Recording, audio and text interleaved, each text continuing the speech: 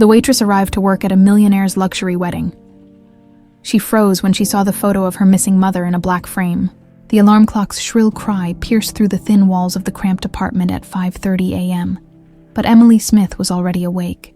She'd been staring at the water stain on the ceiling for the past hour, calculating and recalculating numbers that never seemed to add up right. $350. That's what she needed for Grandma Helen's next round of medication. And that's exactly what she didn't have. "Morning, sweetheart." Helen's voice drifted from the small bedroom, followed by a bout of coughing that made Emily's chest tighten with worry. "Morning, Grandma. How are you feeling?" Emily called back, already pulling on her black server's uniform. The fabric was worn thin from countless washes, but it was clean and pressed. She made sure of that. "Oh, you know me, tough as old leather," Helen replied with that forced cheerfulness she'd perfected over the past few months. They both knew she wasn't fooling anyone. But it was easier to pretend sometimes. Emily poured 2 cups of coffee from the ancient machine that wheezed and groaned, but somehow still worked, just like everything else in their lives, held together by determination and prayer. She carried 1 cup to Helen, who was sitting up in bed surrounded by pill bottles that seemed to multiply every week. "I've got good news," Emily said, settling on the edge of the bed. "Remember Mrs. Patterson from the diner? She called last night with a special catering gig, some big society wedding on the North Shore." Helen's eyes lit up. "That's wonderful, honey. Those rich folks tip well, don't they? This one's different. It's the Anderson wedding. You know, the real estate family. They're paying triple the usual rate because it's such a big event. If I work all 3 days of prep plus the wedding itself..."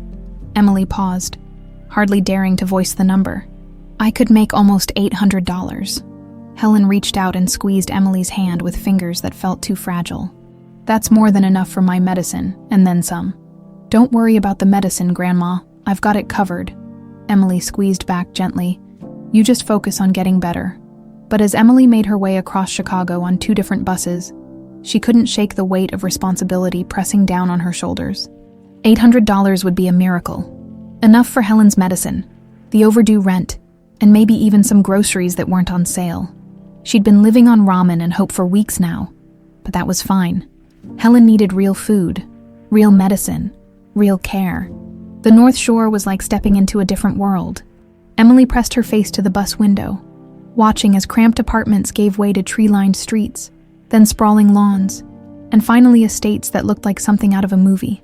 When she got off at the designated stop, she felt like Dorothy stepping into Oz. Everything was too bright, too clean, too perfect.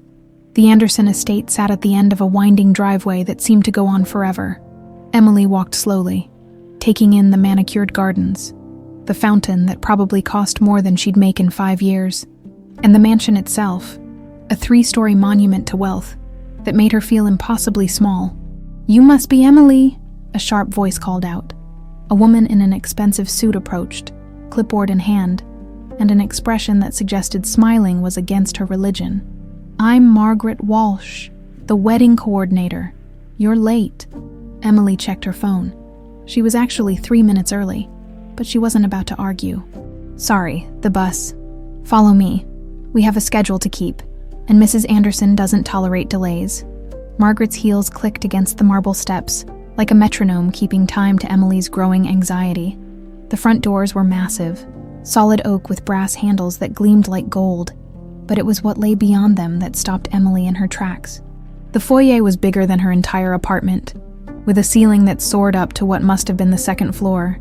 Crystal chandeliers cast rainbow patterns on cream-colored walls, and a grand staircase curved upward like something from a fairy tale. "Don't gawk," Margaret snapped. "The other servers are already here. You'll be working the cocktail reception, the dinner service, and cleanup, 3 days of prep, then the wedding on Saturday. Mrs. Anderson expects perfection." Emily nodded, trying to take it all in. Other servers moved through the space like ghosts in black uniforms identical to hers, carrying flowers and linens and all the pieces that would transform this house into a wedding venue worthy of Chicago's social elite. "The groom is Jacob Anderson, the heir to all this," Margaret continued, gesturing vaguely at the opulence surrounding them. "The bride is Ashley Kennedy. Old money meeting new money, if you know what I mean. 300 guests, 5 courses, open bar. It's going to be the wedding of the year. As Margaret rattled off instructions about service protocols and break schedules, Emily found herself studying the portraits lining the walls. Generations of Andersons stared down at her with expressions ranging from stern to smug, all of them radiating the kind of confidence that came from never having to worry about rent or medicine, or whether there'd be food on the table tomorrow. "Are you listening?" Margaret's voice cut through Emily's observations. "Yes, ma'am. 5 courses, cocktail hour starts at 6, and we need to stay invisible." "Good. Your supervisor will be James. He'll show you to the service areas and explain the specific requirements for this event. And remember," Margaret's voice dropped to a whisper, "the Anderson family values discretion above all else. What you see here, what you hear here, stays here, understood." Emily nodded again, though something about the woman's tone sent a chill down her spine. It wasn't just about professional discretion. There was something darker underneath, a warning wrapped in velvet. As Margaret led her toward the kitchen, Emily caught glimpses of rooms that seemed to go on forever.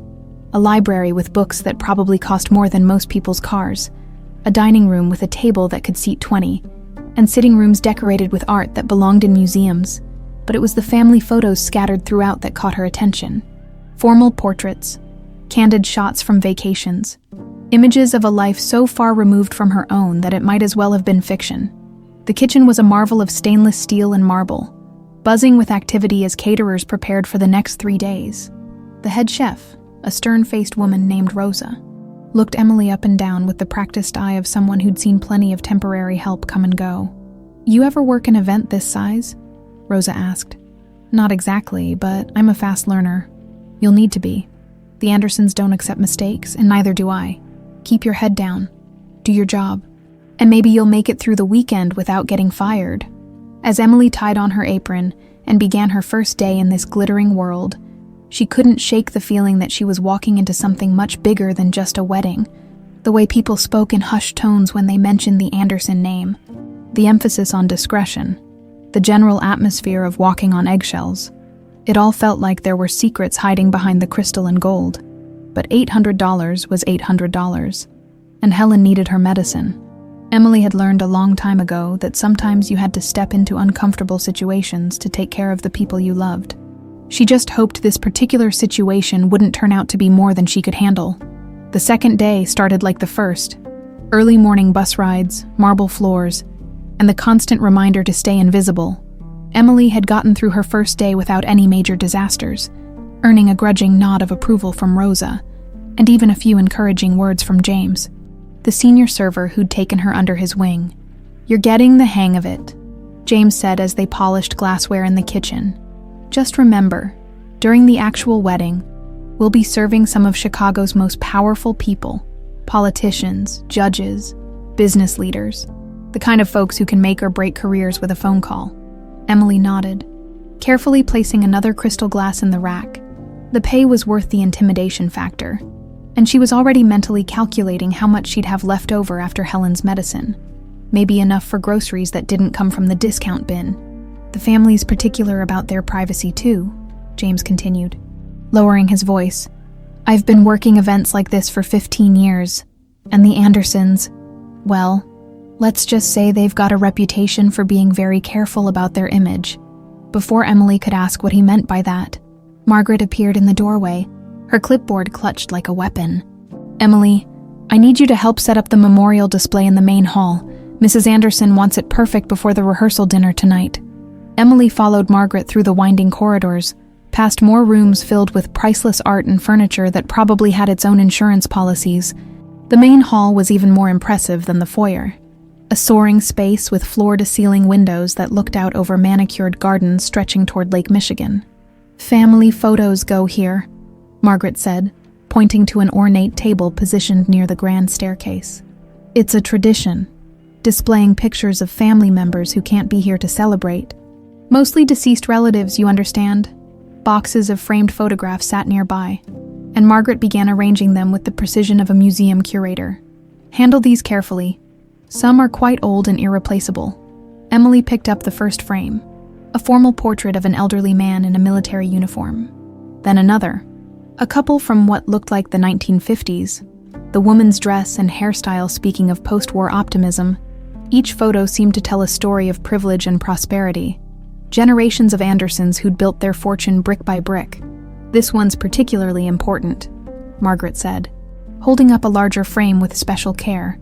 Elizabeth Bennet. She was married to Robert Anderson's younger brother, Richard. Tragic story, really. Died far too young.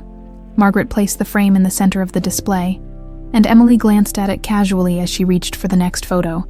Then her world stopped. The woman in the photograph was beautiful, with dark hair swept back in an elegant style and eyes that seemed to sparkle even in the formal portrait. But it wasn't the woman's beauty that made Emily's hands shake and her heart race. It was her face, a face Emily knew as well as her own, because she'd been looking at it in mirrors for 23 years. The woman in the photograph was her mother. Emily's vision blurred as she stared at the golden plaque beneath the frame.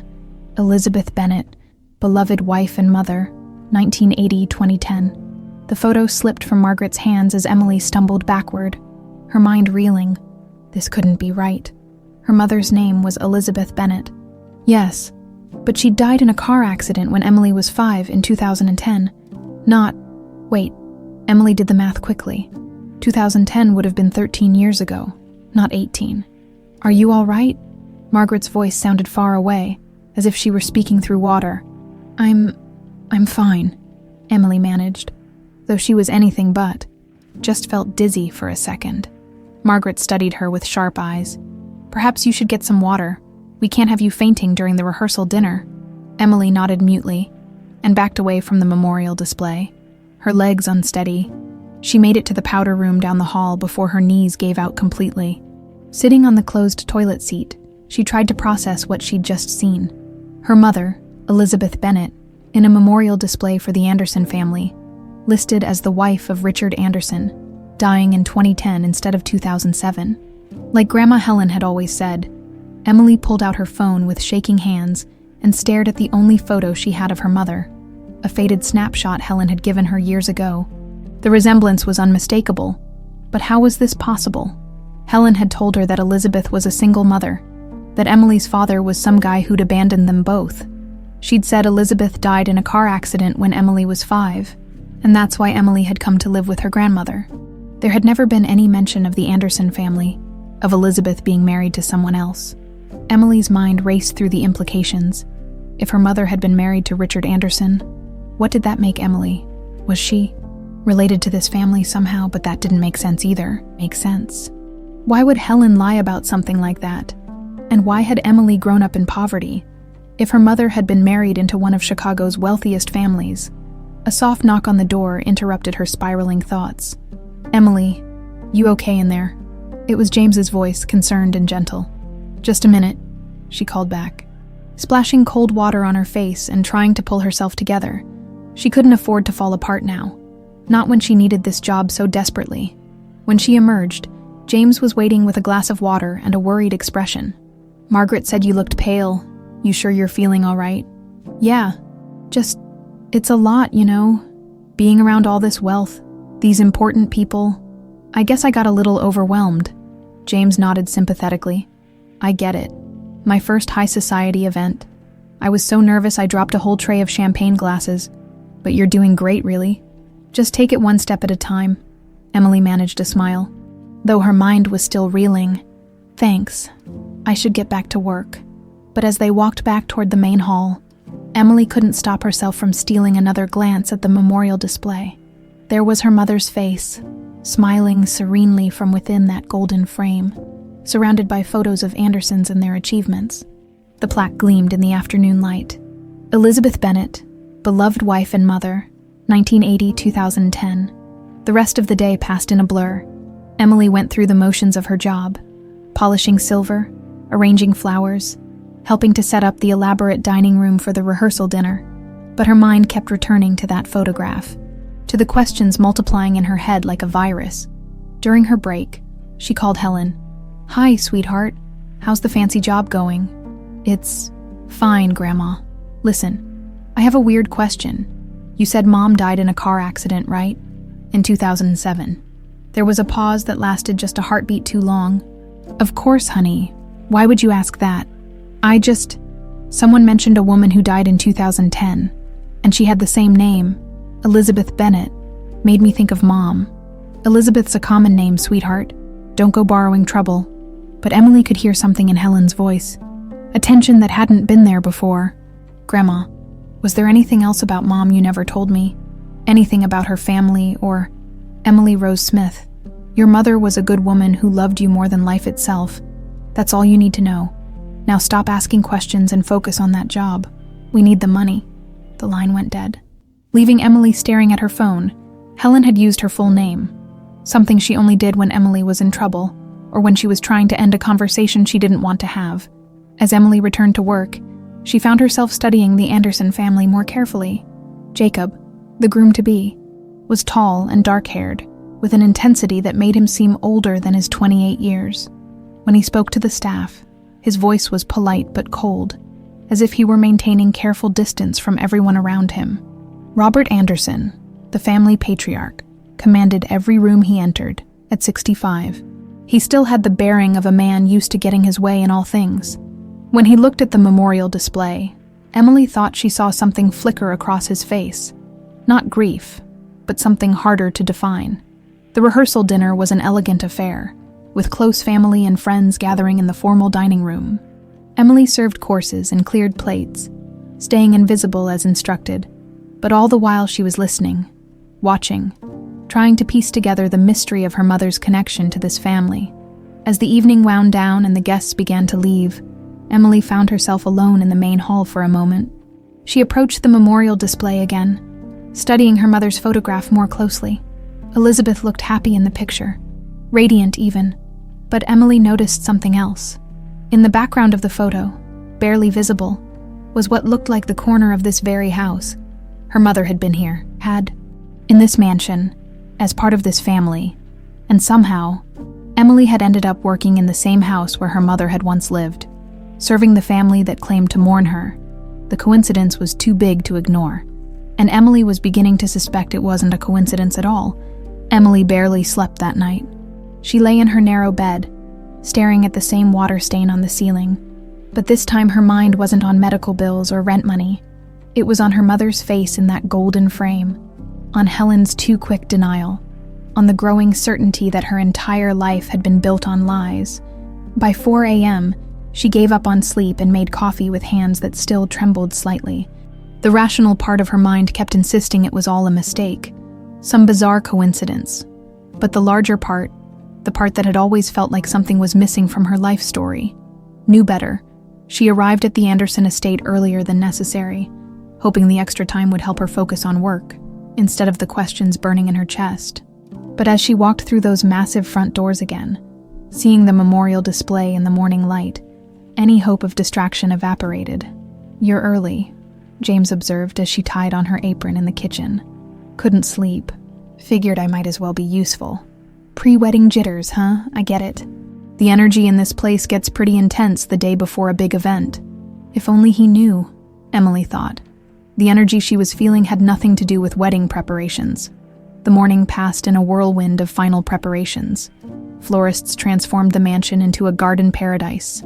Musicians tested sound systems, and the catering team prepared for what Rosa called the meal of the century. Emily threw herself into the work, polishing silver until she could see her face in it, arranging linens with mathematical precision, anything to keep her hands busy while her mind churned. But she couldn't stop herself from observing the Anderson family with new eyes. During the morning briefing, she watched Robert Anderson address the staff with the kind of authority that came from a lifetime of command. When he spoke about family tradition and the importance of discretion, Emily found herself studying his face for any resemblance to her own features. Jacob appeared later, moving through the preparations with an odd detachment that Emily was beginning to recognize as his default state. When Margaret introduced him to the new staff members, his handshake was firm but brief, his smile polite, but never reaching his eyes.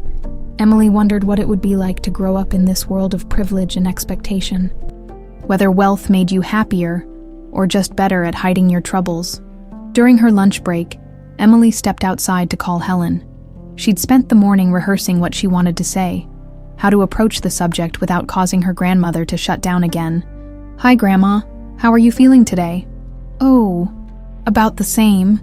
These old bones don't like the weather changing. How's work going? It's interesting, Grandma. I've been thinking about what you said yesterday, about Mom's accident. I know you don't like talking about it, but I realized I don't know much about her life before I was born. Where did she work? Did she have friends here in Chicago? Helen's sigh carried through the phone. Emily, honey, why are you asking these questions now? I'm 23 years old, and I feel like I barely know anything about my own mother. Did she grow up here? How did she meet my father? Your mother was a private person. She didn't talk much about her past, even to me. But she must have said something. Did she have a job? Elizabeth worked as a housekeeper, Helen said suddenly, as if the words had been pulled out of her. For wealthy families, she was good at it. Reliable, trustworthy. That's how she got involved with your father. Emily's heart began to race. A housekeeper. For which families? I don't remember all the details, Emily. It was a long time ago. Grandma, please, this is important to me. Another long pause. When Helen spoke again, her voice was quieter, sadder. She worked for several families over the years. The Kennedys, the Andersons, wealthy people on the North Shore. But Emily, that world, it's not a good world for people like us. Elizabeth learned that the hard way. The phone nearly slipped from Emily's hands. The Andersons. She worked for the Anderson family. Emily, why didn't you ever tell me that? I'm literally working at the Anderson house right now, Grandma. Don't you think that's something I should have known? The silence that followed was so long, Emily thought the call had been disconnected. Grandma, are you there? You're working where? Helen's voice was sharp now, filled with something that sounded like fear. The Anderson estate? It's a catering job for their son's wedding. But Grandma, if Mom worked here, if she was connected to this family somehow. Emily Rose Smith, you listened to me very carefully. Helen's voice had taken on a tone Emily had never heard before. Urgent, almost desperate. You finish that job and you get out of there. Do you understand me? You don't ask questions. You don't go poking around. You just do your work and leave. But why? If Mom worked here, maybe I could learn more about her. Maybe? No. The force of Helen's response made Emily take a step back. Some things are better left buried, Emily. Some families. They're dangerous. Your mother learned that too late. What do you mean dangerous, Grandma? What aren't you telling me? But the line had gone dead. Emily stared at her phone, her mind reeling. Helen had essentially confirmed that Elizabeth had worked for the Anderson family, but her reaction suggested there was much more to the story. And the way she'd said dangerous, there had been real fear in her voice. When Emily returned to work, she found herself studying the Anderson house with new eyes. Her mother had walked these halls, had probably polished the same silver Emily was handling now. But what had happened to her here? And why was Helen so afraid? The afternoon brought more wedding guests arriving for various pre-ceremony events, and Emily found herself serving drinks at a small gathering in the library.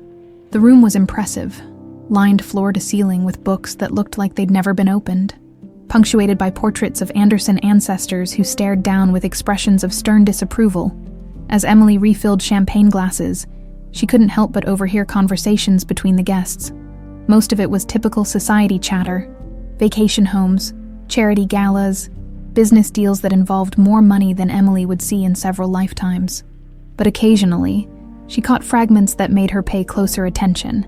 Such a shame about Richard, one elderly woman was saying to another. He was always the gentle one, not like Robert.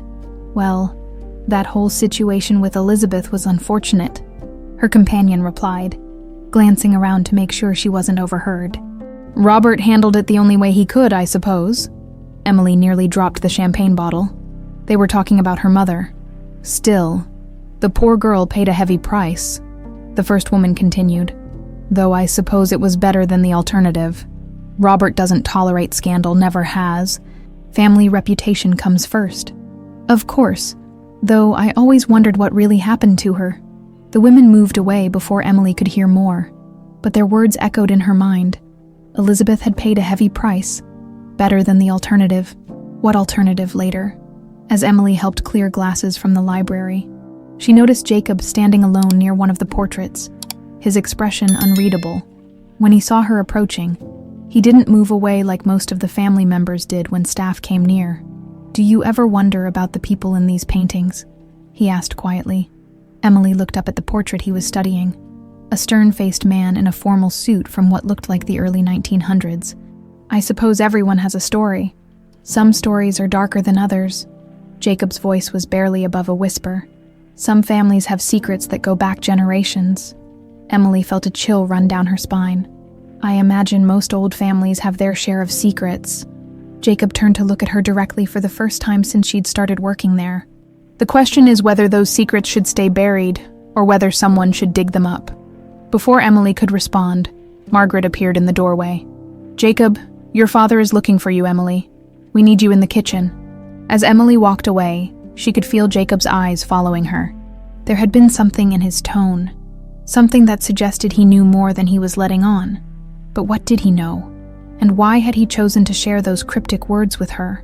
The rest of the day passed in a blur of preparations, but Emily's mind kept returning to the fragments of conversation she'd overheard, to Helen's fearful warning, to Jacob's mysterious comments about family secrets. By the time she left the estate that evening, she was more convinced than ever that her mother's connection to the Anderson family was deeper and darker than a simple housekeeping job. As the bus carried her back toward home, Emily made a decision. Tomorrow was the wedding, and it would probably be her last day in the Anderson house. If she was going to find answers about her mother, it would have to be then. Helen's warnings echoed in her mind, but the need to know the truth was stronger than fear, whatever secrets the Anderson family was hiding about Elizabeth Bennet. Emily was going to uncover them. Wedding day arrived with the kind of crisp October morning that made Chicago's lakefront look like a postcard. Emily had barely slept again, her mind churning with plans and possibilities. Today would be her last chance to uncover the truth about her mother's connection to the Anderson family. And she'd spent the night mentally mapping out the mansion's layout, remembering the routine she'd observed over the past 3 days. The estate was buzzing with activity from the moment Emily arrived. Photographers were setting up equipment, musicians were testing sound levels, and an army of staff members moved through the house like worker bees preparing for the event of the year. In all the chaos, Emily realized, it might be easier than ever to slip away unnoticed. Rosa had assigned her to the morning shift, helping with final meal preparations and setting up the reception areas. Emily threw herself into the work, but kept one eye on the clock and another on the movements of the Anderson family. She'd noticed that Robert Anderson had a routine. Every morning around 10 a.m., he retreated to his study for what James had mentioned was his daily cigar and business calls. "You're quiet today," James observed as they arranged place settings in the main dining room. "Just focused," Emily replied, carefully positioning a crystal glass. "Want to make sure everything's perfect. That's the spirit. Though between you and me, I think you could drop a whole tray of dishes and still keep your job, Mrs. Anderson seems to like you." Emily doubted that was true, but she smiled anyway. Around 9:45, she volunteered to polish the silver in the butler's pantry, a task that would put her near the main hallway where she could observe Robert's movements. Sure enough, at exactly 10:03, Robert Anderson walked past carrying his morning coffee and a leather portfolio. Emily counted to 60 after she heard his study door close, then made her move. The study was on the second floor, at the end of a hallway lined with more family portraits. Emily's heart pounded as she climbed the main staircase, every creak of the old wood sounding like a gunshot in her ears. She passed the wedding preparations happening in the various rooms, nodding at other staff members who were too busy to question why she was heading upstairs. The hallway was empty when she reached it, and she could hear Robert's voice behind the heavy oak door of his study, engaged in what sounded like a heated phone conversation about construction permits. Emily tried the handle, knowing it would be locked, but she had to check. The door didn't budge, but Emily hadn't grown up in poverty without learning a few unconventional skills. When you lived in apartments with broken locks and needed to keep your few valuables safe, you learned how to pick simple mechanisms. The study lock was old-fashioned, the kind that looked impressive but wasn't particularly sophisticated. She pulled a bobby pin from her hair and bent it into the right shape. Grateful for the long-ago lessons from her neighbor, Mr. Rodriguez, who'd been a locksmith before arthritis forced him to retire, the lock clicked open after less than 30 seconds of careful work. Robert's voice was still audible from inside. talking about zoning regulations and city council votes. Emily slipped inside and closed the door silently behind her. The study was everything she'd expected from a wealthy patriarch's private domain. Dark wood paneling, leather-bound books, a massive mahogany desk positioned to command the room. But Emily wasn't interested in the obvious displays of power. She was looking for anything that might explain her mother's connection to this family. She started with the desk drawers, moving quickly but carefully. The top drawers contained the usual office supplies and business cards. The bottom drawer on the right was locked, which immediately caught her attention. Emily went to work on it with another bobby pin, and within moments it clicked open. Inside, she found a collection of file folders organized with military precision. The labels made her breath catch. Personnel files, domestic staff, background checks, incident reports. Emily pulled out the domestic staff file with trembling hands. The folder contained employment records dating back 30 years. Emily flipped through them until she found what she was looking for.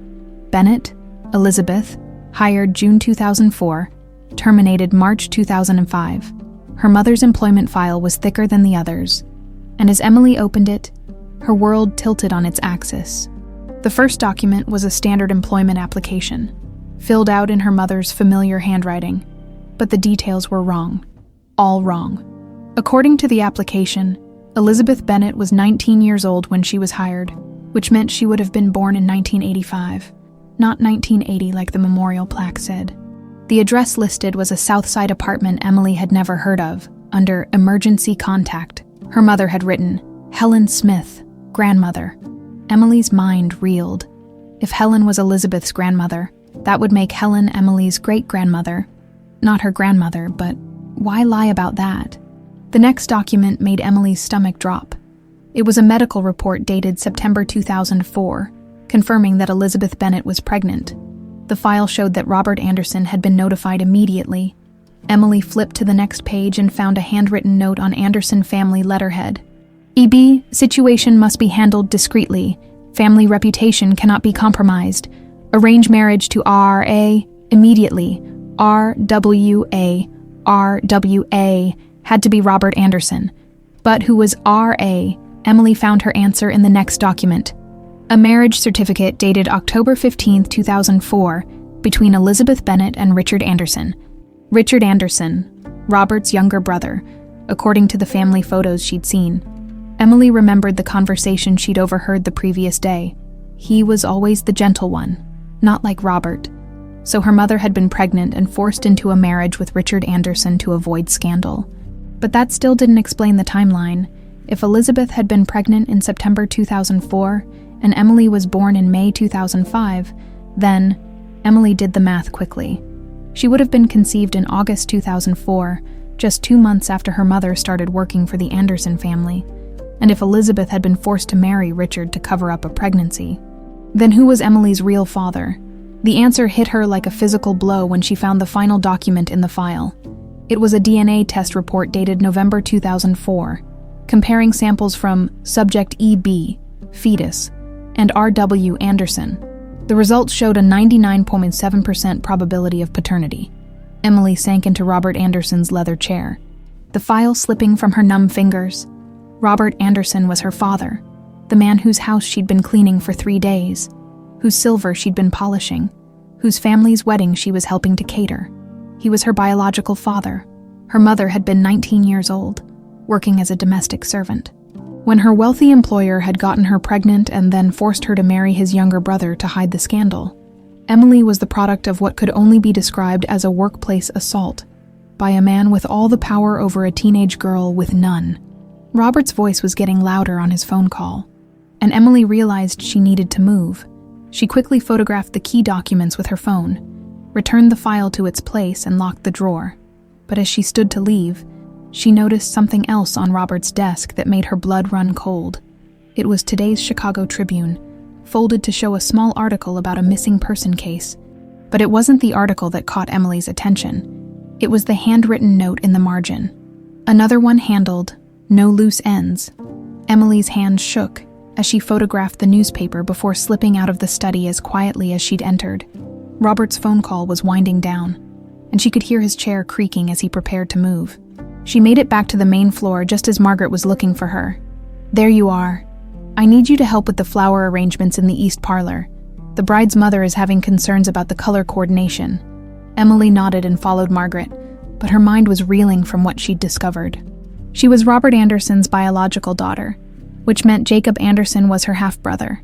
The elaborate wedding she was helping to orchestrate was for her half-brother, and none of them knew who she really was. But the implications went deeper than family connections. The handwritten note about handling someone and leaving no loose ends suggested that Robert Anderson was still actively covering up problems. And if he'd been willing to force a 19-year-old girl into marriage to hide one scandal, what lengths would he go to in order to protect his secrets now? As Emily arranged white roses and tried to appear normal, while the bride's mother fretted about ivory versus cream, she couldn't stop thinking about her mother.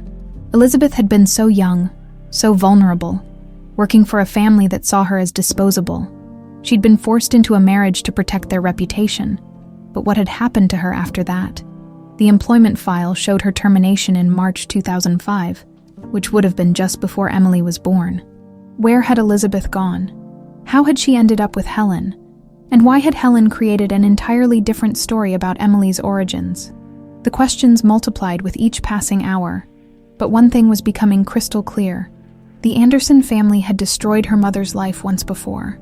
Emily was determined to make sure they couldn't do it to anyone else. But first, she needed to survive the rest of this wedding day without revealing what she'd learned, because if Robert Anderson was capable of the kind of cover-up suggested by that newspaper note, then Emily had just put herself in serious danger by discovering his secrets. The memorial display was still visible from where she worked, her mother's photograph smiling serenely at the wedding guests.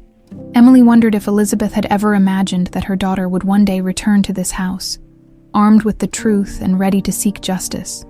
As guests began arriving for the ceremony, Emily took one last look at the organized chaos of the Anderson wedding and steeled herself for what was to come.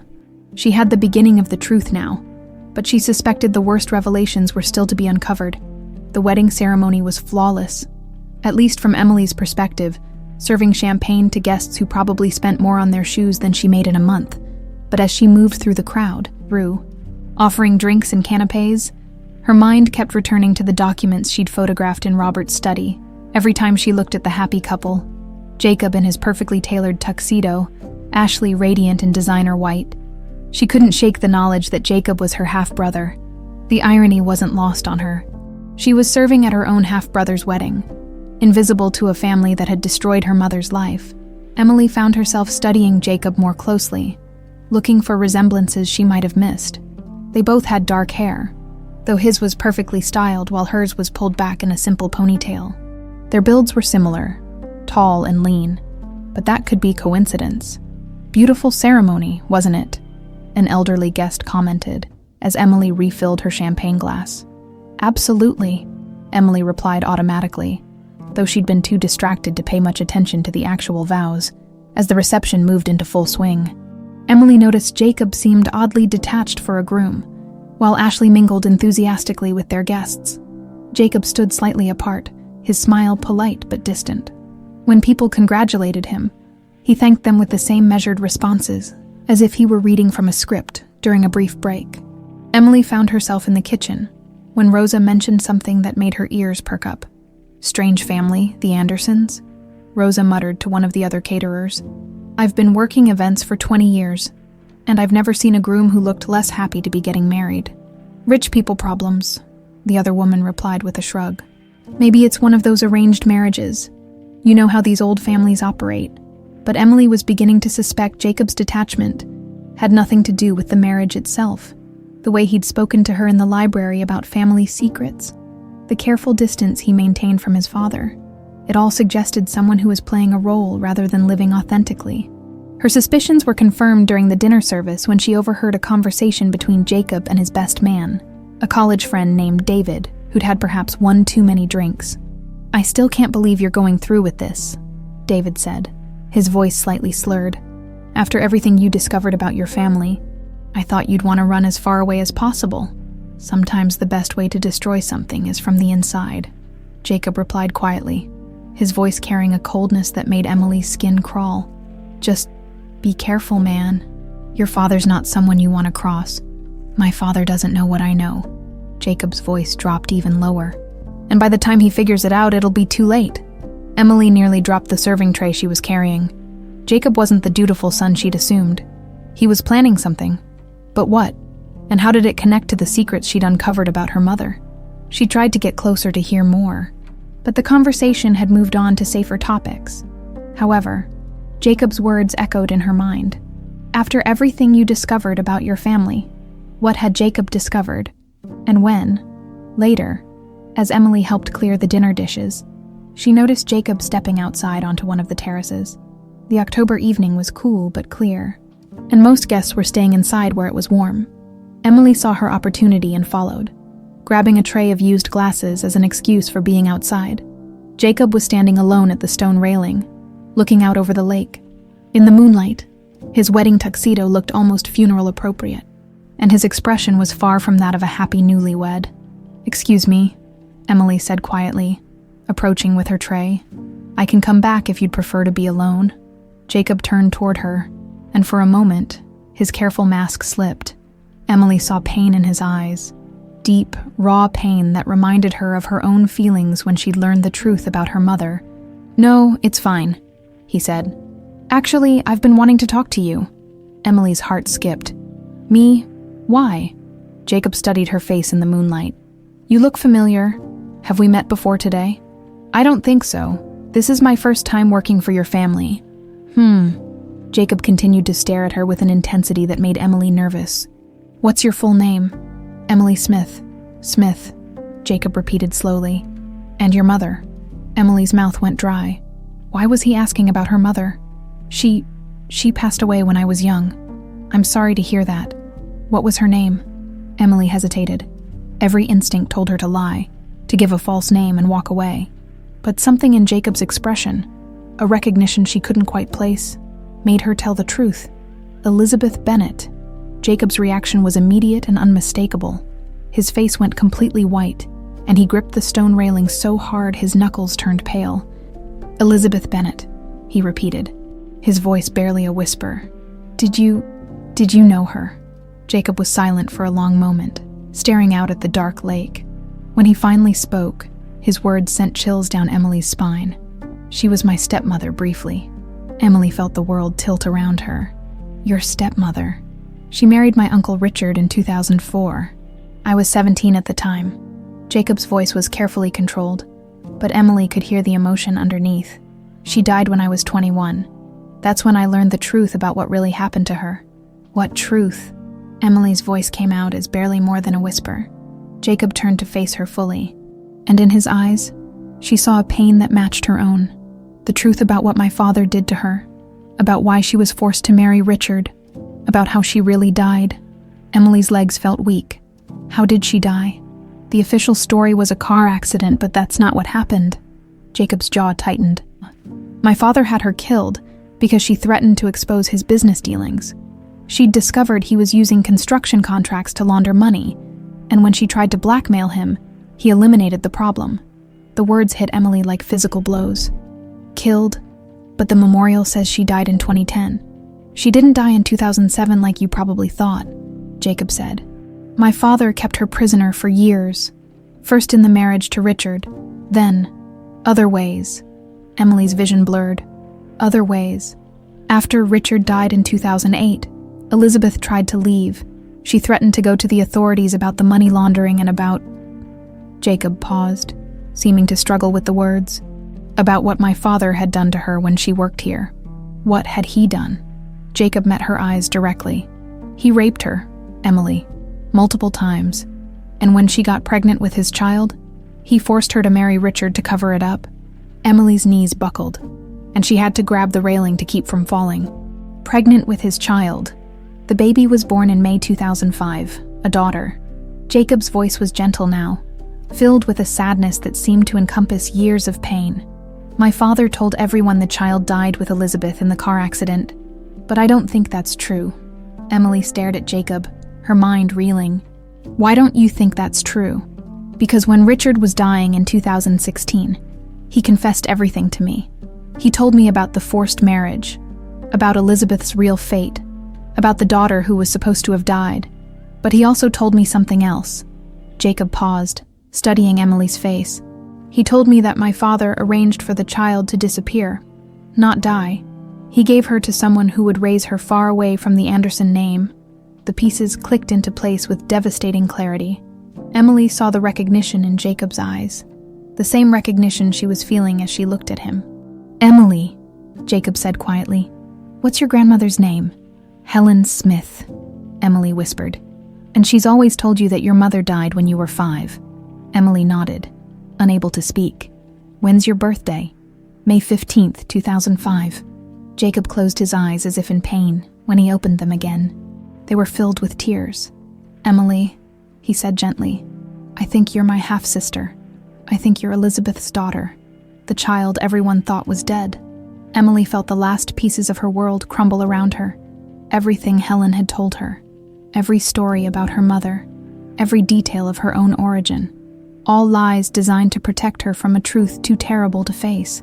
"If that's true," Emily said, her voice breaking, "then what really happened to our mother?"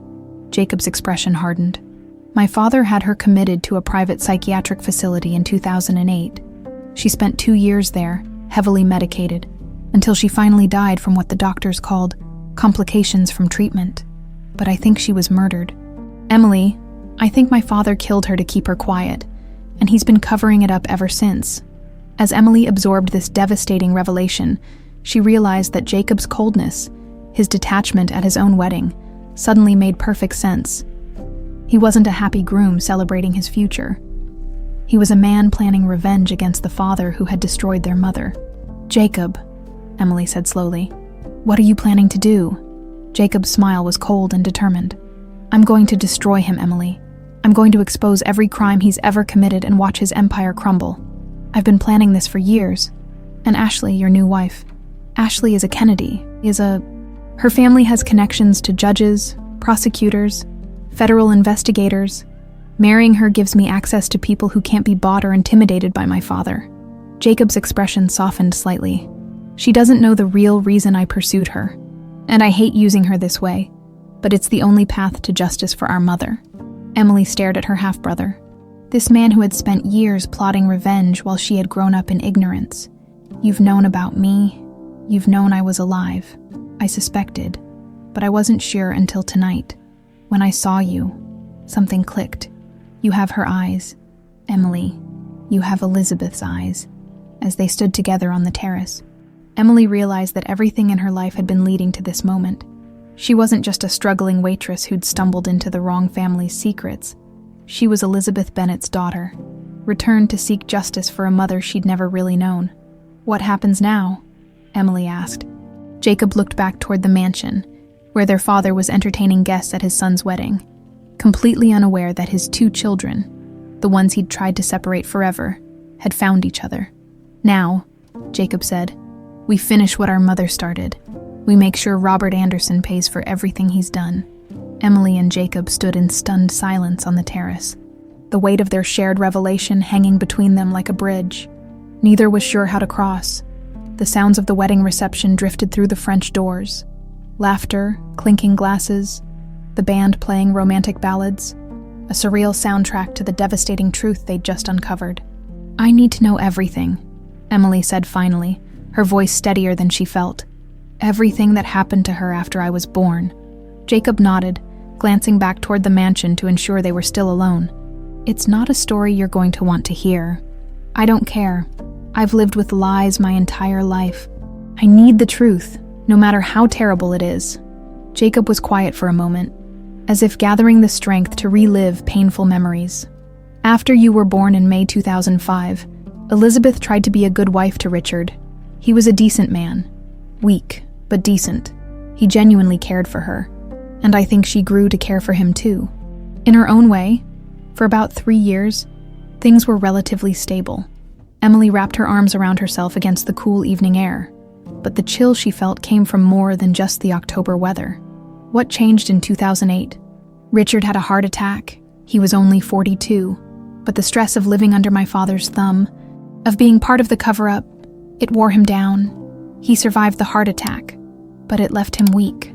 That's when Elizabeth started asking questions about their finances, about the family business.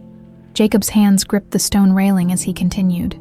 She discovered that Richard had been signing documents he didn't understand, that my father was using him as a front for illegal construction contracts. When she confronted my father about it, he told her it was none of her business. But Elizabeth wasn't the scared 19-year-old girl she'd been when she first worked here. She was a woman with a child to protect. She threatened to expose him. She did more than threaten. She gathered evidence, photocopied documents, recorded conversations. She was planning to take everything to the FBI. Jacob's voice dropped. But my father found out before she could act. Emily felt sick. What did he do? First, he tried to buy her silence, offered her money, a house in another state, anything she wanted if she'd just disappear and keep quiet. But Elizabeth refused. She said she couldn't live with herself knowing what he was doing, knowing that other people would suffer because of his crimes. So he had her committed. Jacob nodded grimly. In March 2008, Richard had another heart attack. A fatal one this time. The doctors said it was unexpected, but I've always suspected my father had something to do with it. Richard was getting ready to support Elizabeth's decision to go to the authorities. Emily's hands trembled, and after Richard died, that's when my father played his final card. He had Elizabeth declared mentally incompetent, claimed she was having a psychotic break brought on by grief over Richard's death. He had her committed to Riverside Manor, a private psychiatric facility about an hour outside the city. The name hit Emily like a physical blow. She'd seen it on one of the documents she'd photographed, but hearing Jacob say it made it real. For how long? 2 years, Jacob said, his voice barely audible. 2 years of experimental treatments, heavy medication, isolation from the outside world. My father told everyone she was receiving the best possible care for her mental health issues. But the truth was much darker. Emily closed her eyes, trying to process the horror of what her mother had endured. What kind of treatments? The kind designed to destroy someone's memory and credibility. Electroshock therapy. Experimental drugs that were basically chemical lobotomies. By the time I was old enough to ask questions and get real answers, Elizabeth was so heavily medicated she barely recognized her own name. But you visited her? Jacob shook his head. My father forbade any family contact. He said it would interfere with her treatment. It wasn't until Richard's confession in 2016 that I learned where she'd really been all those years. Emily opened her eyes and looked at her half-brother. When did she die? Officially, March 15, 2010. The death certificate listed complications from psychiatric treatment. But when I investigated later, I found something interesting. Jacob pulled out his phone and showed Emily a photograph of a medical report. This is from an independent autopsy I had performed on her remains in 2017. Emily studied the document. Though the medical terminology was largely incomprehensible to her, what does it say? It says she died from an overdose of lithium and haloperidol, psychiatric medications that, when combined in high doses, can cause cardiac arrest. But here's the important part. The levels in her system were nearly 3 times what would be considered therapeutic. Someone poisoned her. The autopsy suggests that either she was given a massive overdose accidentally, or someone deliberately gave her a lethal combination of drugs. And according to the nursing notes I was able to obtain, Elizabeth had been showing signs of memory recovery in the weeks before her death. She'd started asking about her daughter, wondering where you were. Emily felt tears streaming down her face. She remembered me. The notes indicate she was becoming more lucid, asking staff members about what had happened to her child. She'd started demanding to see legal representation, wanting to know about her rights. Jacob's voice hardened. That's when she suddenly developed complications that led to her death. The pieces of the puzzle were coming together in a way that made Emily feel physically ill. So when she started remembering, when she started asking questions, my father had her killed, just like he's killed anyone else who threatened to expose his secrets. Emily wiped her eyes, anger beginning to override her grief. What about me? How did I end up with Helen? According to Richard's confession, my father arranged that before Elizabeth was committed, he knew that if anything happened to her, questions would be asked about the child, so he contacted Helen, who really was Elizabeth's grandmother, not yours, and made her a deal. What kind of deal? Helen would take you and raise you under a false identity. You'd become Emily Smith instead of Emily Anderson. In exchange, my father would provide enough money for your care and Helen's medical expenses, and he'd ensure that no one ever connected you to the Anderson family. Emily thought about Helen's fear when she'd learned Emily was working at the Anderson house. Her desperate warnings to stay away. Helen knew what he was capable of. Helen knew that if my father ever discovered you were asking questions about your real identity, he wouldn't hesitate to eliminate the threat. She's been protecting you for 18 years by keeping you ignorant of the truth. But why didn't she just take me and disappear? Why stay in Chicago? Jacob showed her another document on his phone. Because of this, a trust fund my father established in your name, with Helen as the administrator, it's been paying for your housing, Helen's medical care, everything you've needed to survive. But there's a catch. If Helen ever moved you out of state, or if either of you tried to investigate your past, the payments would stop immediately. Emily stared at the trust document, seeing her name listed as the beneficiary of what appeared to be a substantial amount of money. He's been paying for my life all these years. It's cheaper than a murder, Jacob said bitterly, and it ensured Helen's cooperation. She couldn't risk losing the money you needed to survive, so she maintained the lie and hoped you'd never discover the truth. But now I have. Now you have, Jacob agreed. And my father doesn't know it yet. That gives us an advantage. Emily looked back toward the mansion, where Robert Anderson was no doubt playing the role of proud father at his son's wedding.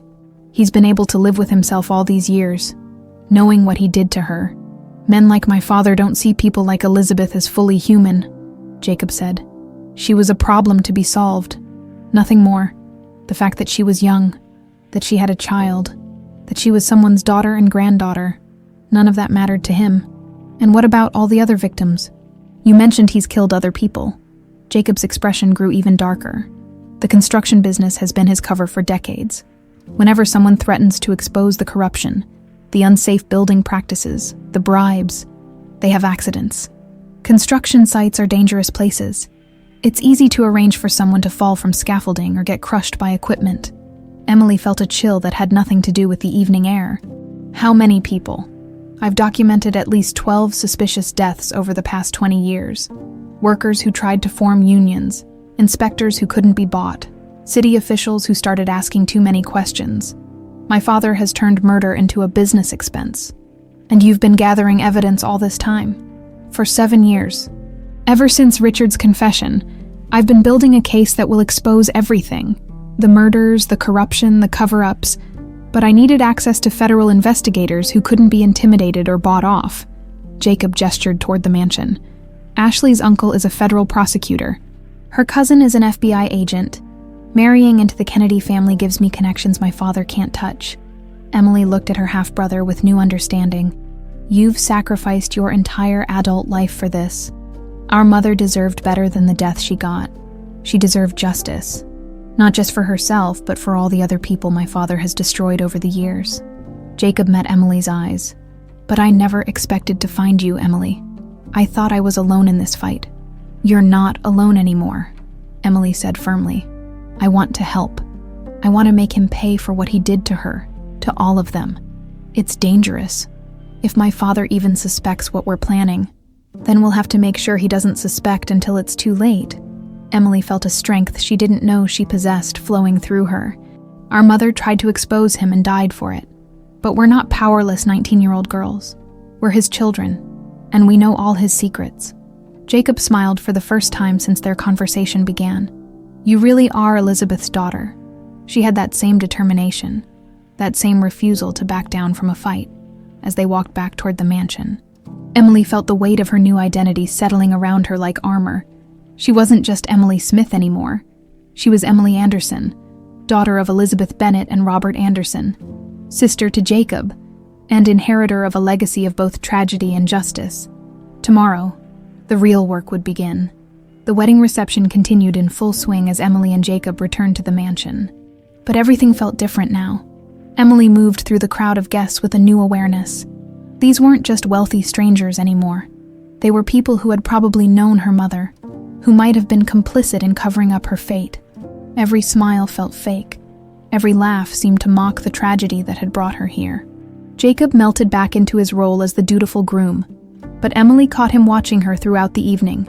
There was a new understanding between them, a shared purpose that needed no words. They were allies now, bound by blood and united by their mother's memory as Emily served dessert and coffee. She found herself studying Ashley Kennedy Anderson with fresh eyes. The bride was radiant, clearly genuinely happy, and seemed completely unaware that her new husband had married her as part of an elaborate revenge plot. Emily felt a stab of sympathy for the young woman who had unwittingly become a pawn in their family's dark game. "You look tired," Ashley said suddenly, appearing beside Emily as she arranged petit fours on a silver tray. "This has been such a long day for everyone." Emily looked up, surprised by the bride's kindness. Ashley's dress was still perfect despite hours of celebration, her makeup flawless, but there was genuine concern in her eyes. "I'm fine, Mrs. Anderson. Just want to make sure everything's perfect for your special day. Oh, please call me Ashley, and you've all done an amazing job. This whole weekend has been like a fairy tale." Ashley's smile faltered slightly, though I have to say, Jacob seems a bit distant tonight. "Wedding nerves, I suppose." Emily chose her words carefully. "I'm sure it's overwhelming being the center of attention. You're probably right. He's always been somewhat reserved. But lately," Ashley shook her head. "I'm sorry. I shouldn't be bothering you with this. You have work to do." "It's no bother," Emily said, meaning it. Despite everything, she found herself liking Ashley. Sometimes it helps to talk to someone outside the family. Ashley studied Emily's face for a moment. "You know, you remind me of someone, but I can't place who. Have we met before?" Emily's heart skipped. "I don't think so. I would have remembered meeting you." Well, if you ever need anything, a reference, help finding other work, please don't hesitate to ask. I know what it's like to work for demanding families." Before Emily could respond, Ashley was called away by other guests, leaving Emily to wonder how much the new Mrs. Anderson really knew about the family she'd just married into. The rest of the evening passed in a blur of cleanup and final service. Emily found herself working later than the other temporary staff, partly because she was thorough, but mostly because she wasn't ready to leave. This house held so many secrets, and now that she knew the truth about her connection to it, every room felt significant. It was nearly midnight when Jacob found her in the kitchen, finishing the last of the dishware. "Everyone else has gone home," he said quietly. "We should talk." Emily nodded, drying her hands on a towel. The main house was quiet now. The guests departed. The family retired to their rooms. Even the regular staff had finished their duties and gone home. "There's something I need to show you," Jacob said, leading her through corridors she hadn't seen before. "My father keeps his most sensitive documents in a safe in his private office. Not the study where you found those employment files, but his real office in the basement." They descended a narrow staircase Emily hadn't known existed, emerging into a modern, windowless space that felt more like a bunker than an office. Multiple computer monitors lined one wall, security camera feeds showing various angles of the property. File cabinets filled another wall, and in the corner sat a massive safe that looked like it belonged in a bank. "I've been trying to crack that safe for 2 years, Jacob said, "but I think between the two of us, we might have better luck." Emily studied the safe's digital lock. "Why would I be able to help?" "Because I've tried every combination I could think of related to my father's life. His business, his family, but there's one family member I never considered." Jacob met her eyes. "You, me, think about it, Emily. You represent his biggest secret, his greatest vulnerability. If he were going to use a combination that meant something to him but that no one else could guess." Emily felt a chill of understanding. "My birthday. Try it." Emily approached the safe and entered 51505 on the digital keypad. Nothing happened. She tried 051505, still nothing. "What about the year I was born? 2005. She tried various combinations involving 2005, but none worked. Then she had another thought. What if it's not my birthday? But the day my mother was committed, you said March 2008. She tried 030808, then 030808 on the third variation, 031508. The safe clicked open. Jacob stared at her in amazement. March 15th, the day he destroyed the last threat to his empire. Inside the safe, they found exactly what Jacob had been hoping for. Detailed records of every illegal transaction, every bribe, every cover-up spanning 30 years. But more than that, They found evidence of Robert's personal involvement in multiple murders, including detailed plans and payment records to various enforcers. "My God," Emily whispered, looking through a file labeled Problem Resolution. It contained names, dates, and methods of elimination for over 20 people who had threatened Robert's business interests. "Here," Jacob said, pulling out a thick folder. "Elizabeth Anderson. Final solution." Emily's hands shook as she opened the file. Inside were medical records from Riverside Manor, showing the deliberate overdose that had killed her mother. But there was more. Handwritten notes in Robert's own writing, detailing his decision to eliminate Elizabeth when she began recovering her memories. "Subject becoming too lucid," Emily read aloud from one note. "Asking questions about child's whereabouts, risk of exposure too high, authorize permanent solution." Jacob found another document that made them both freeze. It was a contract with a man named Vincent Torres, dated just 3 days after Elizabeth's death, authorizing payment for services rendered in matter of EA situation. "Vincent Torres," Jacob said grimly. "I know that name. He's done jobs for my father before." Emily looked through more files and found something that made her blood run cold. "Jacob, look at this." She held up a folder labeled HS Monitoring. Helen Smith. Inside were surveillance reports dating back 18 years, documenting Helen's activities, Emily's schooling, their financial situation, even Emily's job applications. "He's been watching us my entire life," Emily said, her voice barely a whisper, "making sure you never got too curious, never posed a threat." Jacob studied the reports. "But look at this recent entry. The most recent surveillance report was dated just 1 week ago.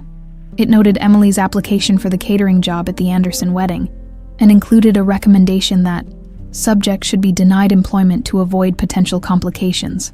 He tried to keep you away from here," Jacob realized. But something went wrong with his instructions.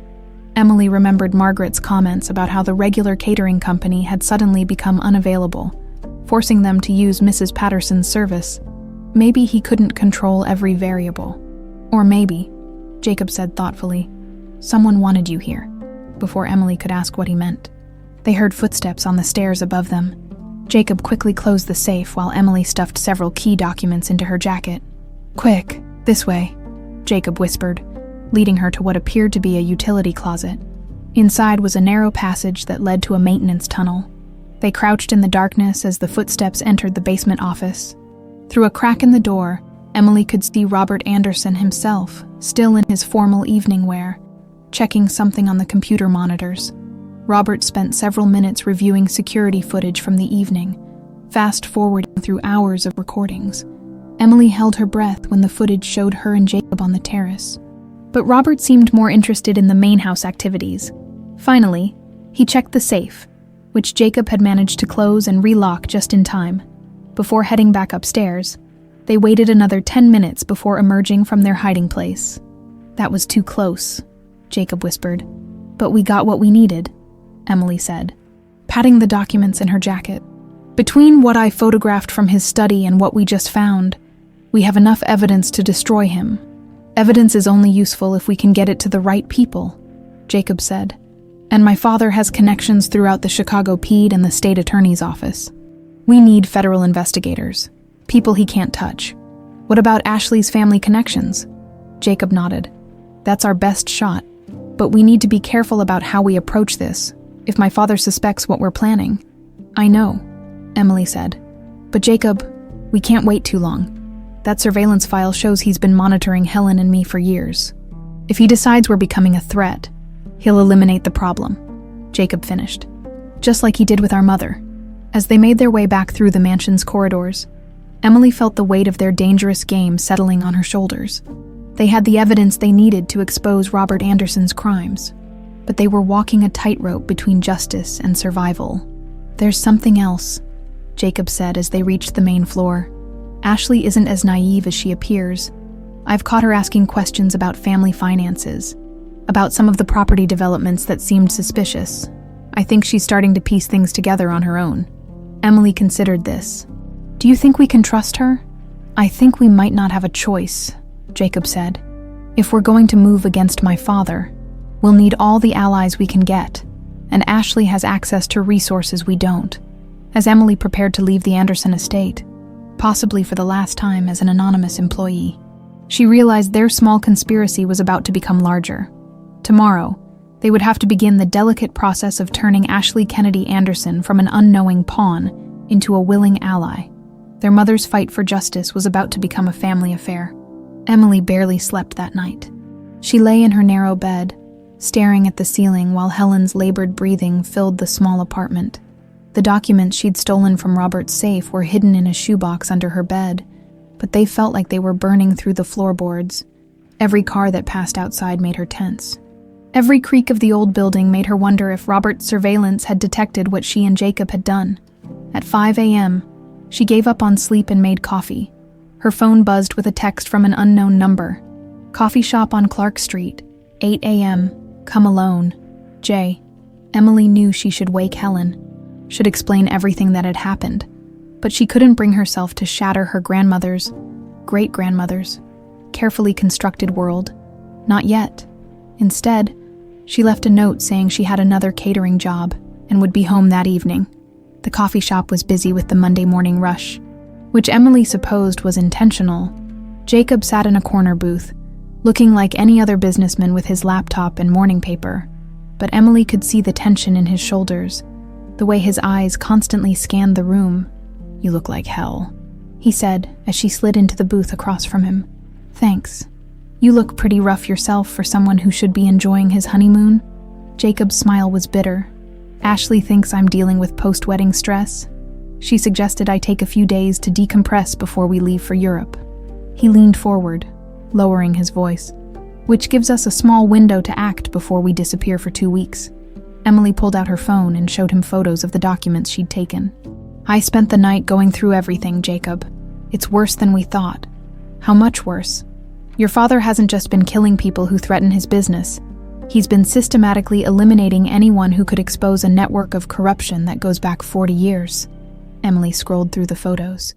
Judges, prosecutors, union leaders, journalists. He has detailed records of 26 murders, including our mother. Jacob's face went pale. 26. And that's just the ones he kept records of. There's also this. Emily showed him a photo of a document labeled Active Threats Assessment dated just 2 weeks ago. He's planning to eliminate 3 more people within the next month. Jacob studied the names on the list. City Councilman Martinez. He's been pushing for investigations into construction contract irregularities. Sarah Chen. She's a federal prosecutor looking into money laundering, and Jacob's blood ran cold. Helen Smith. Emily felt like she'd been punched. Helen's on the list. Subject H. Showing signs of potential cooperation with granddaughter's investigation. Risk level increasing. Recommend permanent solution within 30 days. Jacob read from the document. Emily, he knows you've been asking questions. The surveillance picked up your phone calls with Helen. Emily's hands shook. We have to warn her. We have to get her somewhere safe. If we move too fast, if we change your patterns suddenly, he'll know we're onto him. Jacob grabbed her hands across the table. But you're right, we can't wait. We need to move today. What about Ashley? Have you told her anything? Jacob shook his head. I've been trying to figure out how to approach it last night, after you left. She asked me directly if there was something I wasn't telling her about my family. She said she'd noticed things during the wedding planning. Hushed conversations that stopped when she entered a room. Business associates who seemed more like criminals than contractors. So she's already suspicious. More than suspicious. This morning I found her going through some of my personal files. She said she was looking for our honeymoon itinerary, but I think she was actually investigating. Jacob pulled out his phone. I need to show you something she sent me an hour ago. The message was brief, but pointed. We need to talk about your family's business. Meet me at home after your morning meeting, and Jacob. I know more than you think I do. Emily looked up from the phone. She knows. The question is how much, and whether we can trust her. Jacob's expression was grim. If she's working with my father, if this has all been some elaborate setup, then we're already dead, Emily finished. But if she's genuinely trying to help, then we might actually have a chance. Jacob stood up. I'm going to go talk to her. If she's an ally, we need her resources. If she's not, be careful, Jacob. If your father suspects you know the truth. I know, but we're running out of time. Every hour we wait is another hour for him to move against Helen, against those other people on his list. Jacob paused. There's something else. Last night, I overheard him on a phone call. He's accelerating his timeline for something called Project Clean Slate. Emily felt a chill. What's Project Clean Slate? I don't know yet, but based on the context, it sounds like he's planning to eliminate all potential threats and disappear, maybe leave the country, maybe just retire to somewhere he can't be extradited from. Jacob met her eyes. I think our investigation has spooked him more than we realized. After Jacob left, Emily sat in the coffee shop for another 30 minutes, trying to process everything. She called in sick to her regular job at the diner, claiming food poisoning. Then she took 2 buses and the L train to Helen's doctor's office, using a route she'd never taken before in case she was being followed. Dr. Patterson was a kind woman in her 60s who had been treating Helen for years.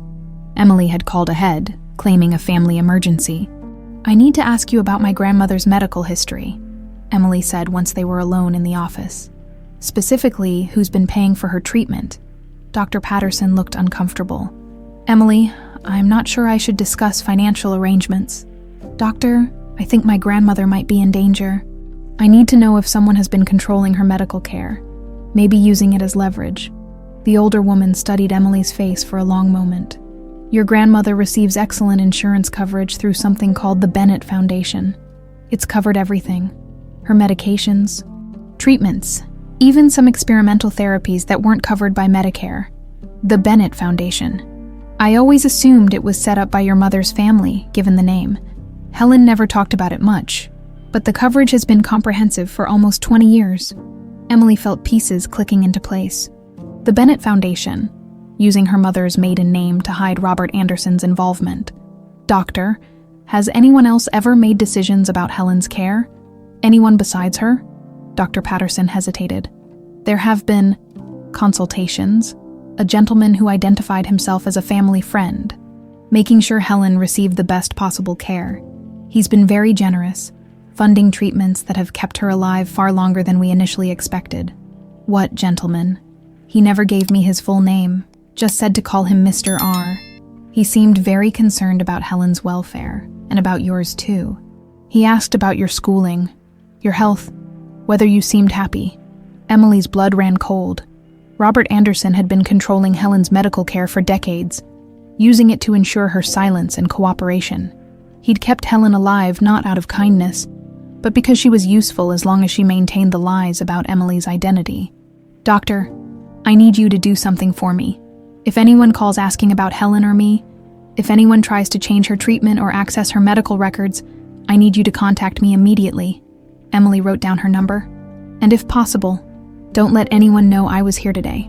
Emily's next stop was the bank where Helen kept their small savings account. She convinced the manager to let her review the deposit history, claiming she was helping Helen organize her finances. What she found confirmed her worst fears. For the past 18 years, regular deposits had been made to Helen's account. Always in cash, always the same amount, always on the same date each month. The amounts had increased over time, keeping pace with inflation and Helen's growing medical expenses. Someone had been ensuring they had just enough to survive, but never enough to be truly independent. As Emily rode the bus home, her phone buzzed with another text from Jacob. Ashley knows everything. She's been investigating the family for months. We're meeting tonight to plan our next move. Can you get Helen somewhere safe?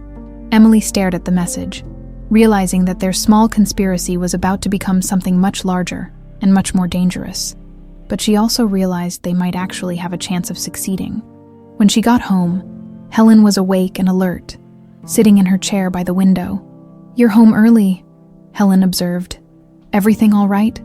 Emily sat down across from her great-grandmother, the woman who had sacrificed her own peace of mind to protect her for nearly 2 decades. Helen, we need to talk. About my mother, about the Anderson family, about everything you've been hiding to keep me safe. Helen's face went white. Emily, what have you done? I've learned the truth, and now we're both in danger because of it. Emily reached out and took Helen's frail hands. But I'm not going to let anything happen to you. We're going to finish what my mother started, and we're going to make sure Robert Anderson can never hurt anyone else again. Helen looked into Emily's eyes. and saw the same determination that had once shone in Elizabeth's face. "Then God help us all," Helen whispered. "Because once you start a war with a man like Robert Anderson, there's no going back." Outside, a black sedan drove slowly past their building for the third time that day. The driver made a note on his clipboard and reached for his phone. The endgame was about to begin. The Anderson mansion had been transformed once again, but this time not for celebration, the remnants of the wedding. White flowers now wilting, golden chairs stacked in storage, created an almost funeral atmosphere as Emily walked through the front doors for what she knew would be the final time. It had taken 3 days of careful planning to reach this moment. 3 days of Helen reluctantly revealing the full scope of Robert's control over their lives, of Jacob and Ashley working together to contact federal investigators, and of Emily gathering the courage to walk back into the house where her mother had suffered and died. The plan was elegant in its simplicity: confront Robert Anderson during what he believed was a routine family dinner, in front of witnesses who couldn't be bought or intimidated. Ashley had arranged for her uncle, federal prosecutor David Kennedy, to attend under the pretense of a post-wedding family gathering. FBI agent Sarah Chen, one of the people on Robert's hit list, would be positioned outside with a full team. Emily wore the same black server's uniform she'd worn during the wedding, but this time she wasn't invisible. Jacob had convinced his father to hire her for a small family dinner, claiming Ashley wanted to thank the standout staff members from their wedding. Robert had agreed without suspicion. After all, what threat could one poor waitress possibly pose? "Remember," Jacob said quietly as they met in the kitchen, "we need him to confess to something actionable in front of Uncle David. The documents we have are evidence, but first-hand testimony will seal the case."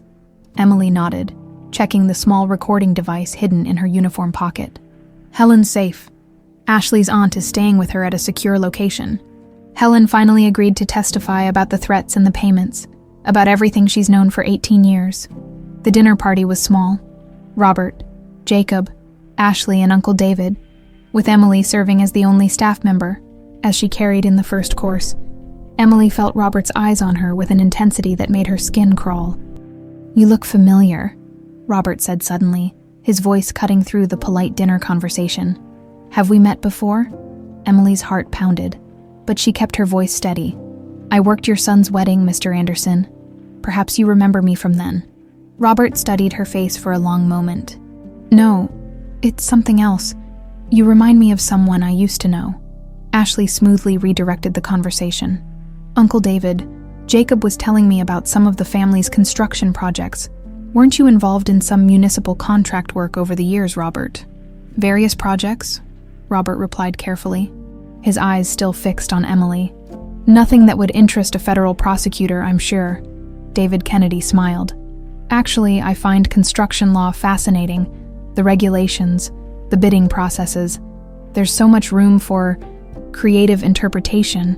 Emily served the main course while listening to the careful verbal sparring between Robert and the prosecutor. Jacob was slowly steering the conversation toward specific projects that Emily knew from the documents were connected to bribes and murders. "The Riverside Development Project was particularly successful," Jacob said casually. "Though didn't we have some trouble with union organizers back then?" Robert's fork paused halfway to his mouth. "Nothing that couldn't be handled through proper channels." "Proper channels," David Kennedy repeated thoughtfully. "I imagine that includes negotiations with union leadership. When necessary." Robert's voice had grown colder. "Some union leaders can be quite unreasonable. They require firm management." Emily was refilling water glasses when Robert suddenly grabbed her wrist. "I know where I've seen you before. You have Elizabeth's eyes." The room went silent. Emily met Robert's gaze directly, no longer hiding behind the mask of servitude. "Yes," she said quietly. "I do." Jacob stood up slowly. "Father, I'd like you to meet Emily Anderson, your daughter." Robert's face went through a series of expressions. Shock, recognition, calculation, and finally, cold fury. "That's impossible. The child died with Elizabeth." "No," Emily said, her voice growing stronger. "The child survived. Helen Smith, Elizabeth's grandmother, raised me under a false identity, with money you provided to ensure our silence." David Kennedy had gone very still, his prosecutor's instincts recognizing that he was witnessing something significant. Ashley reached for her phone. sending a predetermined signal to the FBI team outside. "I don't know what game you think you're playing," Robert said, releasing Emily's wrist and standing up. "But this conversation is over." "Actually, it's just beginning," Jacob said. He pulled out a folder and placed it on the table. "Emily and I have been going through your files, Father. All of them." Robert looked at the folder, then at his son, and Emily saw the moment when he realized the scope of their betrayal. "You ungrateful little bastard. After everything I've given you, everything I've built for this family, everything you've built on blood," Jacob shot back. 26 murders, Father. We have the records, the payment receipts, the assassination contracts, including the one for our mother. Your mother was a whore who tried to destroy this family," Robert snarled, his mask finally slipping completely. "She got what she deserved." David Kennedy was recording the conversation on his phone now, no longer pretending this was a social dinner. "Mr. Anderson, I think you should be aware that anything you say—" "I know exactly who you are, Kennedy," Robert interrupted. "Ashley's uncle, the crusading federal prosecutor. Did you really think I wouldn't investigate my son's new in-laws?" Emily stepped forward, pulling out her own recording device. "Tell him about Riverside Manor, Robert. Tell him how you had my mother committed and tortured for 2 years before having her murdered." Robert's eyes were wild now. "You want the truth? Fine. Your precious mother was blackmailing me, threatening to destroy everything I'd built over one night of indiscretion. She was a nobody, a servant who thought she could bring down a dynasty. So you had her killed," Emily said. "I eliminated a threat to my family's future, just like I've eliminated every other threat over the past 30 years. Robert was ranting now, years of suppressed confessions pouring out. Weak men like the union organizers, corrupt officials who got too greedy, journalists who thought they could expose me. They all learned the same lesson your mother did. Which is," David Kennedy prompted, "that some people's lives matter more than others, that maintaining order sometimes requires unpleasant decisions." Robert looked directly at Emily. "Your mother learned that lesson, and now apparently, so will you." Robert reached into his jacket, but Jacob was faster. He tackled his father before the gun could clear its holster, and the two men crashed into the dining table.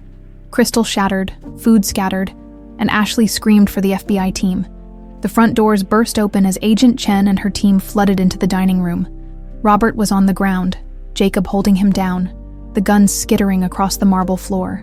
"Robert William Anderson," Agent Chen said, cuffing him while reading his rights. "You're under arrest for conspiracy to commit murder, racketeering, and federal corruption charges." As Robert was hauled to his feet, he looked directly at Emily one last time. "You think this ends anything? You think justice means something? I've been planning for contingencies like this for years, even if you destroy me. There are others who will continue my work." "Maybe," Emily said, standing tall as her father was led away in handcuffs.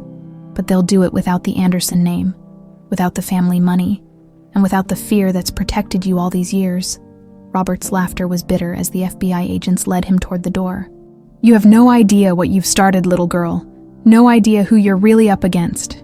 The mansion felt different after Robert was gone, lighter somehow, as if a weight had been lifted from the very foundations. Emily stood in the main hall, looking up at the memorial display where her mother's photograph still smiled down at the chaos they'd unleashed. Jacob approached her, his shirt torn from the struggle, but his expression peaceful for the first time since she'd known him. "It's over," he said simply. "No," Emily replied, thinking about Robert's final words, about the network of corruption that extended far beyond one man. "It's just beginning. But at least now we're fighting back."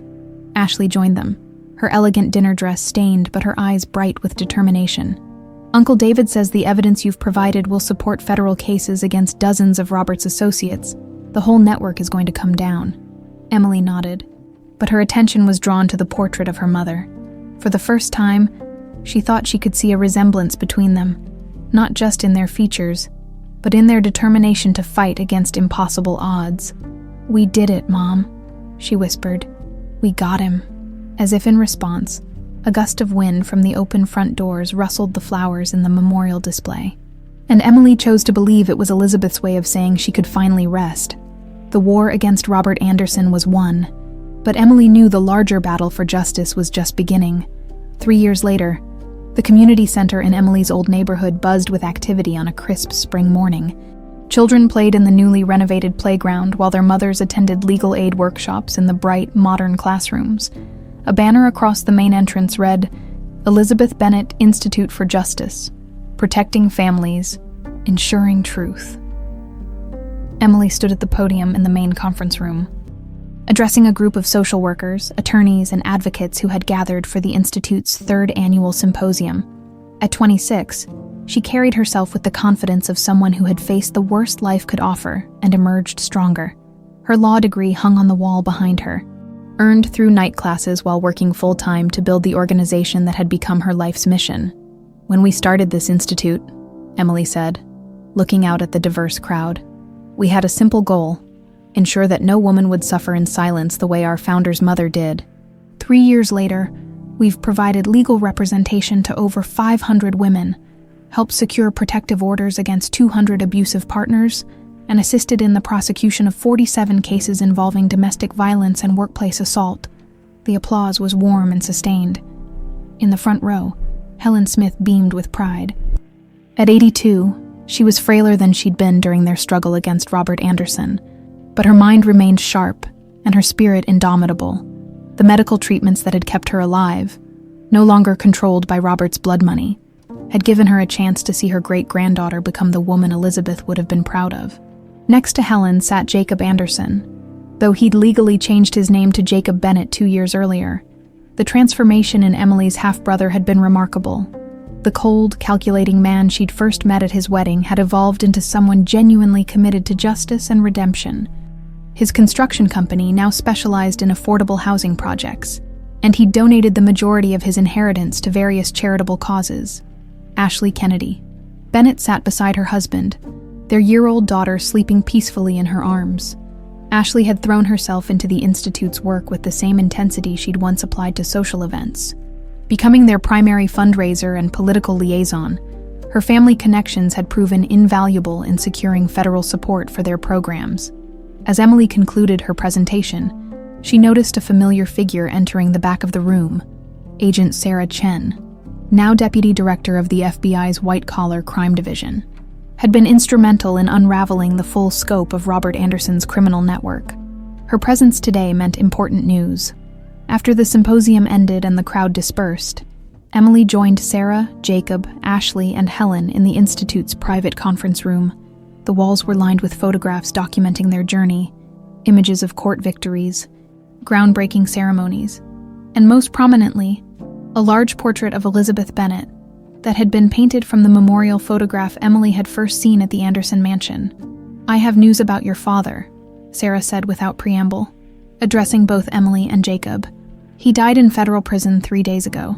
Natural causes. Heart attack." Emily felt a complex mix of emotions. Despite everything Robert had done, despite the evil he'd represented, learning of his death brought no satisfaction, only a kind of hollow resolution. "How do you feel about it?" Ashley asked gently. "Free," Emily said after a moment. "For the first time since I learned the truth about my family, I feel completely free." Jacob nodded in agreement. "He can't hurt anyone else now, can't threaten witnesses or try to rebuild his network from prison," Sarah continued. "His death also means we can finally release some information that was held back during the ongoing investigations. The full scope of his crimes was even larger than we initially realized. Our final count shows 34 murders over 4 decades, plus corruption involving over 100 public officials." Helen spoke for the first time, her voice still strong despite her age. 34 families destroyed by one man's greed and cruelty, but also 34 cases that will never see justice in court, Emily added. "That's what troubles me most. All those victims, all those families who will never have their day in court. That's where organizations like this come in," Sarah said, gesturing around the conference room. "You can't bring back the dead, but you can prevent future victims. You can give voice to people who might otherwise suffer in silence." Emily walked to the window overlooking the playground, watching children play on equipment purchased with money reclaimed from Robert's ill-gotten gains. "Sometimes I wonder what my mother would think of all this, whether she'd be proud of what we've accomplished or horrified by what it cost to get here." Helen joined her at the window. Elizabeth was 19 years old when she started gathering evidence against Robert Anderson. She knew the risks, knew she might not survive, but she did it anyway because she believed some things were worth fighting for regardless of the personal cost. "You've accomplished something she never could have imagined," Jacob added. "You've turned her tragedy into hope for hundreds of other families."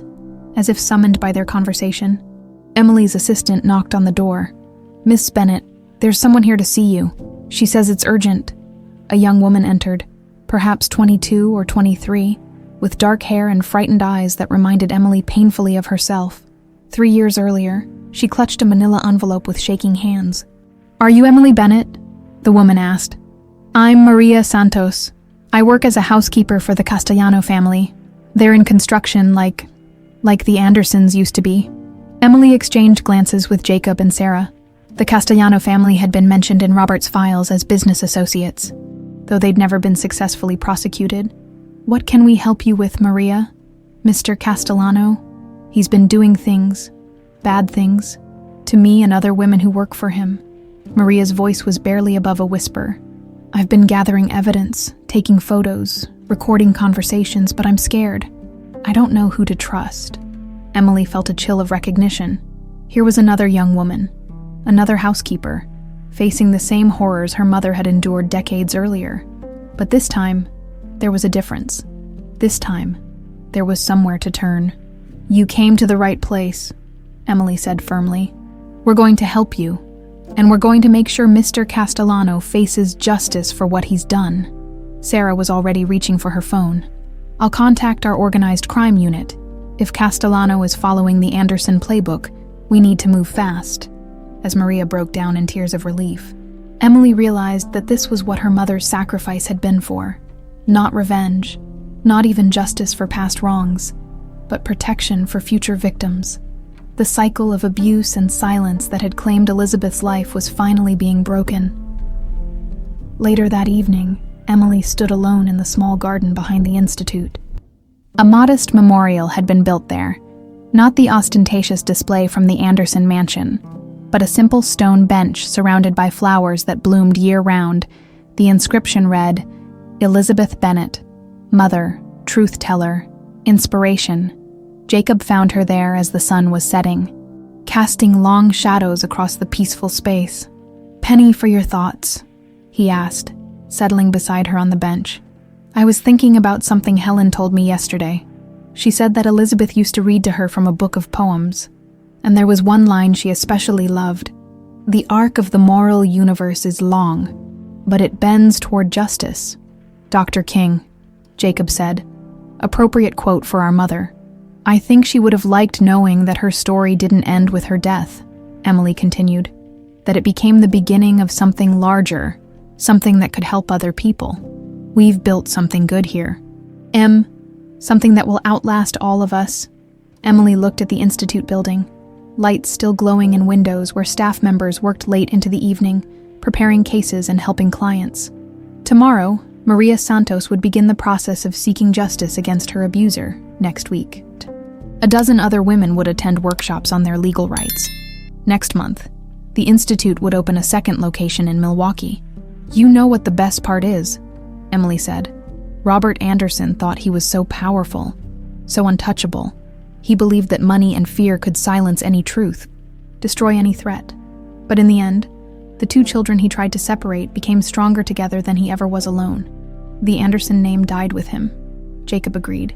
"But the Bennett name will live on in every life we save, every case we win, every woman who finds the courage to speak truth to power." As the stars emerged in the darkening sky, Emily felt a sense of peace she'd never experienced before. The little girl who had grown up believing her mother died in a car accident had become a woman capable of carrying on Elizabeth's fight for justice. The circle was complete, but the story would continue through every person they helped. Every life they touched, every victory they won. Elizabeth Bennett's daughter had come home at last, not to the mansion where she was conceived in violence, but to the community where love and justice could flourish together. And in that homecoming, she had found not just her own identity, but her life's true purpose.